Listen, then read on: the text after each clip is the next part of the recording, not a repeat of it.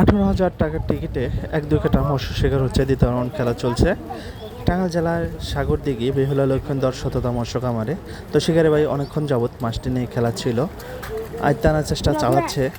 দেখা যাক শিকারে ভাই মাছটি আয়ত্তে নিয়ে আসতে পারে কিনা, ক্যাচিং করতে পারে কিনা। অনেক দক্ষতার সাথে শিকারে ভাই কিন্তু মাছটি নিয়ে খেলাচ্ছে, কারণ আপনারা সবাই জানেন এই শততা মৎস্য কামারে মোটামুটি ভালো খেলা হচ্ছে, কারণ 184 পিস মাছ আজ দ্বিতীয় রাউন্ড খেলায় উঠেছে।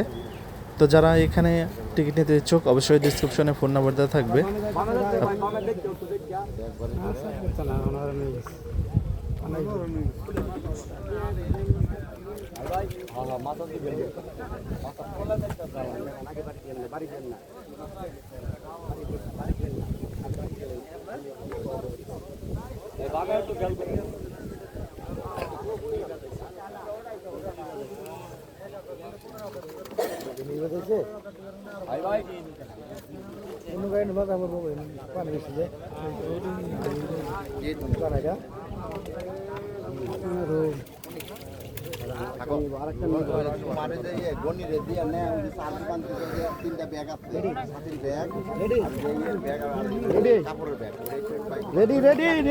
আরে মাছ চলে আইছে